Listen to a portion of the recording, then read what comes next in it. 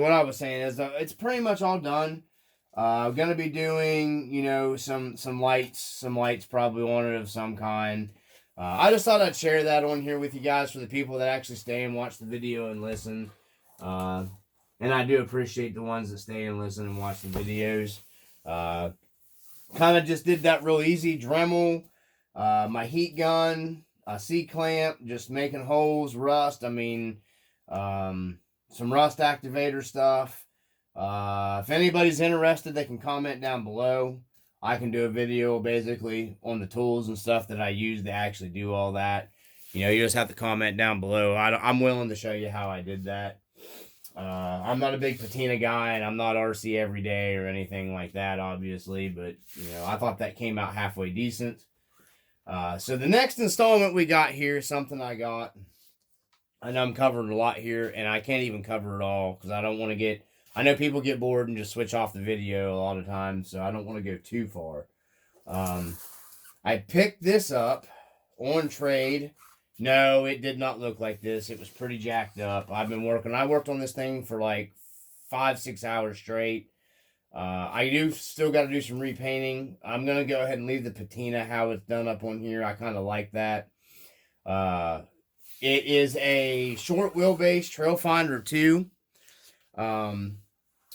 And of course, yes, it's a TJ, I know, and TJs are not leaf sprung. I didn't care. It was cool. I like the patina beat up Jeep look on it. It has a full interior. I did all the people in it and all that stuff. Put some scale stuff in there. Was going to do some painting. I may repaint some of the interior to make it look a little bit better. I'm gonna leave the paint probably alone. I'm gonna do some rust and stuff on the wheels, and then do a light kit in it because this thing is set up for a light. The body I do believe is a new bright body after researching. It is the right wheelbase. I worked on the leaf springs and the shocks on this thing to get it squeaky just like a real Jeep, to get it flexing a little better. Because these short wheelbases, guys, they're kind of a pain to work with, in my opinion. But I finally got the suspension working out on it a little bit. It'll actually flex up a little bit more than that. So I was pretty happy with getting that out of it. It actually performs pretty well now. Like I said, I think I'm going to try to make opening doors on this. This is going to be my first go at trying to make some opening doors. I really kind of like this thing, how they did the body up in it. It's pretty scale. Even though it's a new bright body, and then somebody's done some metal like trims around and just some cool different. It's something different. I got a rock stuck up in it. But yeah, I mean, I thought it was pretty cool. I just thought I'd share that with everybody on here. I'm going to be doing some videos with this. Of course, it came with a driver and everything. The dude was cool. I got it from. I don't know if he watches the channel or not. I sent him links. You know what I mean, to all my stuff.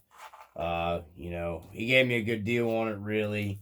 These short wheelbases aren't cheap when you go to buy them. This one has quite a bit of runtime on it. You know, it's got been modified for the center transfer case. But, you know, come with the metal axles. He had new shocks for it. Had newer leaf springs. I went through breaking the leaf springs last night, working them, trying to get it to work a little bit better. Finally did get some flex out of this thing. Nothing fantastic. And, but, I mean, I'm pretty happy with it. It'll make some nice scale driving. The characters fit in it or the drivers and the passengers fit really nice. It's the right scale for me. It was a no-brainer for the deal that I got, what I traded for it. So, yeah, that's going to be the new little ride. Probably some little stuff here and there. You'll mainly see it in videos. So let me stop this here, and we're going to grab the Blazer, and I'm going to go over the last part of this video with you guys. All right, so we'll go ahead and shut the hood down here on this bad boy. I've been really trail running this Blazer a lot lately. I really like this Blazer. She's starting to break in nice. She's getting some good suspension travel out of it. Leaves are really starting to set in. Man, this thing does perform really well for as much as it weighs. Patina's getting added to it really nice. on the trail. My way of trail patina is what I call it. So I'll break down into what we got here, guys. So while I was talking about, I switched the mirrors over to the Traxxas mirror and the door handles. You guys can see them here. They are 10 times better. I don't have one of the big bulky mirrors laying here, or door handles. I thought I had them laying here. I think I've put them up already. But the kit that you need for all this stuff, and I switched out. Yes, I know you can buy a metal wiper blade or wiper arms, but I did switch out to the Traxxas Blazer, Chevy Blazer, the metal wipers, and I just patinaed them up a little bit, made them look a little rusty, because they're actually a lot nicer than the wipers that come on the Rc4wd rod, the little short, stubby looking black things that come on that.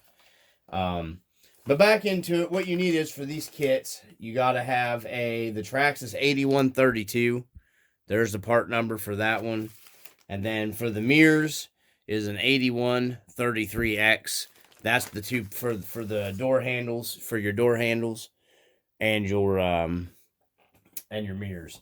And what I do is I just unscrew the factory RC four-wheel drive mirror. You can see I don't use the Traxxas mirror mounts, mainly because these move, and the Traxxas ones they're just plastic in here, and they're real weak. So I keep the heavier duty Traxxas mirror mount and then just use the mirror itself.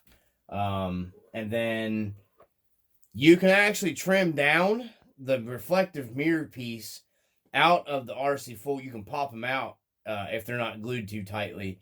And you can actually make a template, and you can actually put I didn't do that with these because I wanted it to kind of be like a dull kind of reflective, but dull kind of, back on these like an old mirror would be on an old Blazer. So I made these out of just heat tape is what I used, and then polished it up a little bit. But the clear coat got sprayed over anyways and dulled it back, so it was kind of a waste. But anyhow, that's a different subject. I did like I said, did the mirrors and the door handles here, and these are the two part numbers that you need. But you'll take your mirror, you'll just take a drill bit, a little bit about smaller than the size of what you have here. I can't remember what size it is. You'll need some small drill bits, and just open the hole up. You'll take a little pair of snips, and you'll just cut. I have a video on here already on how I did these. You'll just snip the plastic piece, the thin plastic piece on the Traxxas mirror flush. So you need flush cutters. I just use these. They'll cut them just as well. I used a hand drill and started it, and then just drilled it, and then you'll just thread these on just like the Traxxas mirrors thread on. It's really simple and easy, and then you'll just pop your door handles off, and these door handles pop back on. And then I just epoxy bond them on there so they won't come back off. This is a huge upgrade, guys, for your Blazers and your K10s, these mirrors and these door handles. I would highly recommend those. They're more of the right scale. The mirrors are just too bloody big on these RC four-wheel drive Chevys. That's one thing throws them off big time for me. And the K10 with the Blazer bumper, but that's neither here nor there. So that's what we got from the RC Dungeon. I appreciate you guys that's been watching. I've been seeing subscribers and stuff pop up. I want to keep trying to do some, scale trailing videos, or probably more of what I'm doing. I will be doing some more bench stuff coming. Obviously, we got the Jeep. I'll be doing some updates on that as I go. I'll still be doing benchtop videos and stuff of that nature, but it'll be a little fewer and far or in between. We're going to be starting the K10 build. That will be the next build. It is right over there with the bed off of it. So the camera shut off again, so I know the video is getting too long. I'm going to show you guys a way of fixing the hard bodies with some cheap stuff. If you've got a hard body that's had the fender wells trimmed off on it, like my K10 over here, the guy got off of, he had bigger tires and stuff on it. And I just kind of came up with a simple way fixing the fender wells on it, and of course it's going to require a repaint and stuff like that doing it, so it will no longer be a rust bucket K10. But I've already got the rust bucket blazer, so it's time to change the K10 around a little bit. Once I get that K10 build done, then we'll be focusing on my YJ build. So hope everybody's enjoying, likes the content. I appreciate all the people that always hit the like button. I'm taking a little bit of a break for a little bit. Won't be doing a whole lot of videos. Like I said, benchtop videos for a bit. I got some stuff going on in personal life that's happening that I'm getting taken care of, some of it tomorrow. Hopefully everything goes good. And I'm glad to finally get it taken care of. So from the RC Dungeon, I do appreciate you guys that always like and watch the videos. It really is appreciated. I'm just not saying that. So from the RC Dungeon, as always, guys, I hope everybody's doing well and happy. Peace.